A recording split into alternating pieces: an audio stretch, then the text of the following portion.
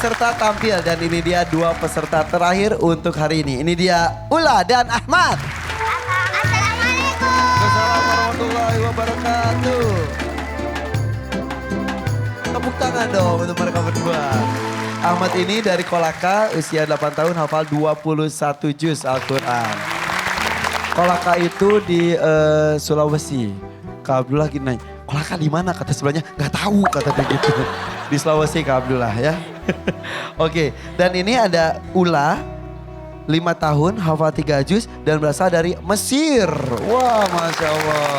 Jadi Ula ini orang tuanya orang Indonesia, tapi sedang kuliah di Mesir, mempunyai 4 orang anak. Ula ini kembar, Ula dan Ali. Ya, kakaknya Umar ya. Umar, Ula, Ali. Yang adik kamu siapa?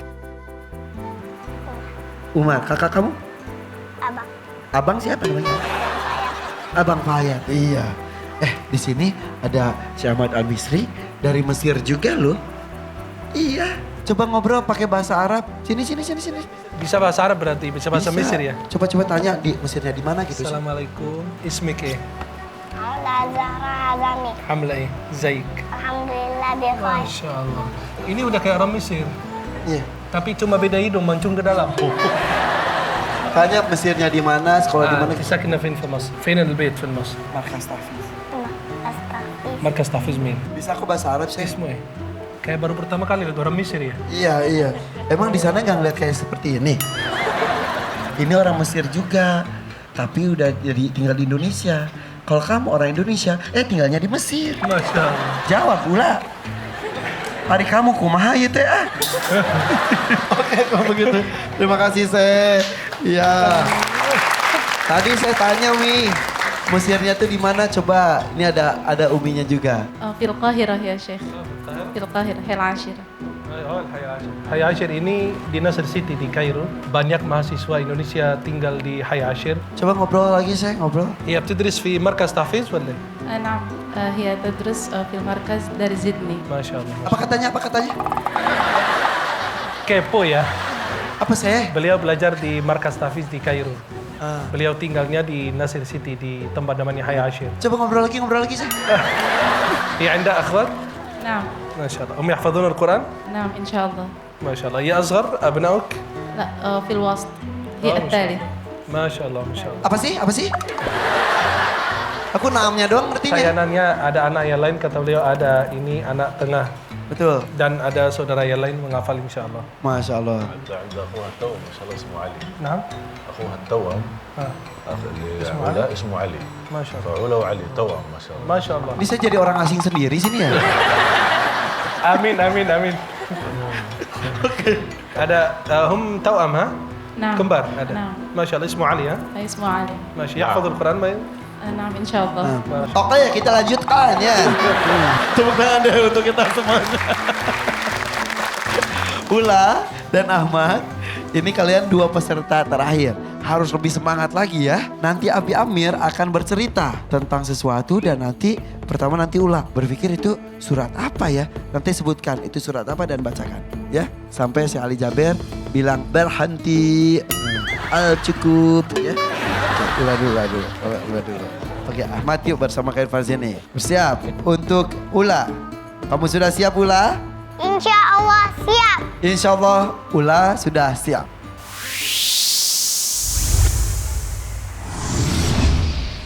Cerita untuk Ula, silakan Abi.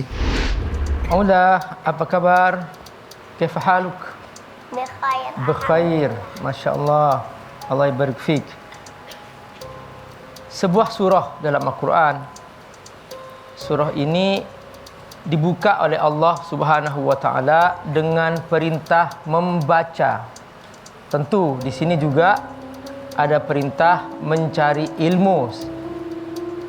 Ini surah apa? Al-Alaq. Surah Al-Alaq. Bacakan ya. A'udzu billahi minasy syaithanir rajim. Bismillahirrahmanirrahim. Iqra bismi rabbikal ladzi khalaq. Khalaqal insana min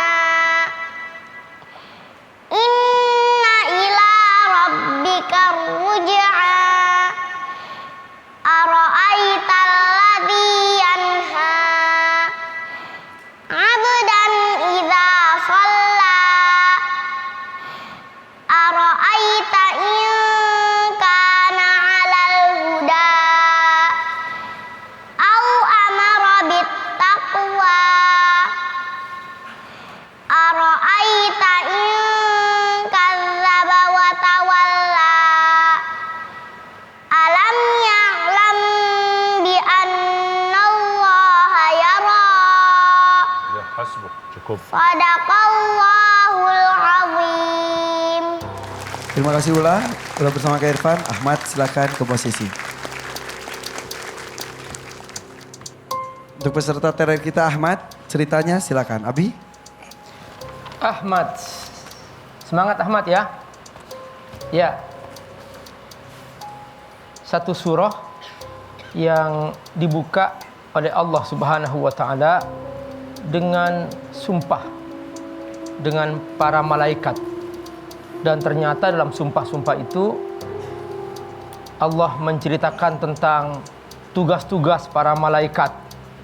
Di antaranya ada yang mencabut nyawa. Ada yang mencabut nyawa dengan keras, ada yang mencabut nyawa dengan lembut. Maka pada saat itu tidak ada seorang pun yang bisa menyembunyikan dirinya. Dan bahkan yang kaya itu tidak bisa sombong lagi ketika itu. Surah apa itu? An-Nazi'at. Surah An-Nazi'at. Silahkan Ahmad bacakan. A'udzu billahi minasy syaithanir rajim. Bismillahirrahmanirrahim. Wan nazi'ati gharqa. Wan nashitati nashta. Was-sabihati sabha. فالسابقات سبقا فالمدبرات أمرا يوم ترجف الراجفة تتبعها الرادفة قلوب يومئذ واجفة أبصارها خاشعة يقولون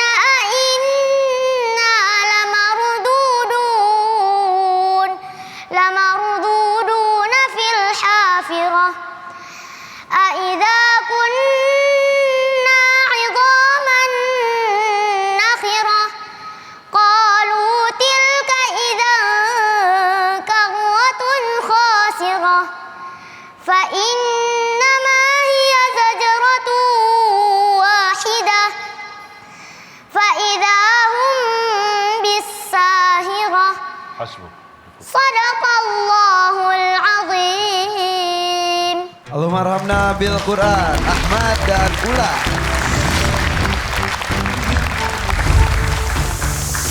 Oke, silakan komentar untuk mereka berdua. Kanabila.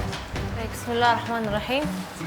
Mulai dari Ula. Ula coba baca 'allamal insana ma lam ya'lam. Allamal insana ma lam ya'lam. Baik, huruf lamnya masih tebal ya. Seingat Kak Nabila ketika Ula datang ke sini pertama kali tampil, itu huruf-hurufnya istilahnya bagus gitu ya. Tapi makin ke sini huruf lamnya mungkin karena pergaulan juga teman-temannya, jadi ke bawah huruf lamnya yang Ke tebal. Indonesiaan jadinya. Iya, huruf berikutnya yang perlu diperhatikan adalah huruf ta. Perbedaan antara T dalam bahasa Indonesia dengan ta dalam bahasa Arab, yaitu huruf ta dalam bahasa Arab memiliki sifat namanya al-hams, berdesis. Jadi nggak boleh kita bacanya ta, enggak, harus ada ta, lebih ringan lagi. Ya, terus selain itu ada komentar untuk dua-duanya karena dua-duanya berhenti ujungnya ada kalau enggak mad tabi'i atau seperti yang ayat yang dibacakan oleh Ahmad ada mad iwad. Nah, kalau kita berhenti di yang ujungnya mad tabi'i atau mad iwad, berhentinya jangan diakhiri dengan hamzah. Ya, tadi Ula abdan idza shalla, tapi shalla sama seperti Ahmad. Falmudabbirati amra, jangan amra tapi amra. Jadi dilepaskan, jangan direm di situ. Kalau direm nanti dia makhrajnya langsung turun ke hamzah. Amra, jangan amra tapi amra, dilepas ya. Ahmad kali ini menampilkan irama yang baru. Menurut saya lebih baik kamu kembali ke irama yang sebelumnya. Irama Ahmad ya. Ini iramanya mungkin baru mulai suara baru atau mencoba irama baru, tapi untuk penampilan kali ini Ahmad kurang karena suaranya terlalu tinggi jadi banyak seraknya. Biasanya kalau Ahmad ngaji itu nggak ada seraknya, tapi kali ini Ahmad mengaji dengan irama bukan iramanya, jadi ada serak di beberapa kalimat. Terus juga sampai pengaturan nafas pun tidak bisa mengatur nafas, sedangkan ayat yang dibaca tadi pendek-pendek semua. Padahal biasanya jauh lebih bagus dari ini. Lebih bagus dari ini. Dan juga tadi ketika membaca yaquluna inna lamarduduna, berhenti lamardudun, terus lamarduduna fil hafirah. Sedangkan ayat ini pendek. Saya tahu dan yakin Ahmad nafasnya lebih panjang dari itu. Coba baca yaquluna inna lamarduduna fil hafirah dengan suaranya Ahmad dan dalam satu nafas. Yaquluna inna lamarduduna fil hafirah. Ini lebih enak. Lebih enak. Jadi kuncinya juga ketika kita mau berubah, mau ganti irama, yaitu dari ta'awudz dan basmalah. Ketika saya dengar ta'awudz dan basmalahnya, udah ini kurang bagus ini, dan memang kebukti bahwa betul, ke bawahnya juga. makin tidak baik dari segi iramanya. Oke. Ya. Jadi mudah-mudahan kedepannya Ahmad tetap tampil dengan suaranya Ahmad sendiri. Yang seperti biasanya. Yang seperti biasanya. Terima kasih Kak Nabila, koreksinya bermanfaat sekali untuk para peserta. Syekh, silakan Syekh. Ali Jaber, maaf, Syekhnya banyak sini. Ahmad kemampuannya bagus karena dia mulai dari bacaannya sudah dari cara pembulaannya gitu sudah salah. Terlalu menghabiskan tenaga, tinggikan suara, dia ingin melantangkan suaranya, akhirnya terlihat nafasnya tidak cukup, banyak ada huruf-huruf yang tidak sempurna. Padahal kalau dia baca seperti Ahmad sebagaimana sebelumnya, dia akan jauh lebih lancar dan lebih mudah untuk membacakan. Makanya saya lihat kesalahan dua-duanya hampir sama. Huruf lam, dua-duanya apalagi ula, saya lihat dibandingkan kemarin, mungkin semakin lama di Indonesia, semakin pengaruh lidahnya. Diperhatikan ya, bacaannya tolong beda bahasa sehari-hari sama bacaan kita. Saya harap dari ula lebih baik lagi. Ahmad, saya kembali ingatkan, bacamu jauh lebih bagus. Jangan merubah, itu khasmu, jaga. Mudah-mudahan insyaAllah lebih baik lagi. Terima kasih Syekh Ali Jaber. Syekh Misri, silakan ada tambahan Syekh. Ya, untuk Ahmad ada dia berhenti di ayat mungkin kehabisan nafas, itu ada waqaf ibtida kalau kita ini perhatikan dalam tajwid. Memang itu waqaf ittirari, ya.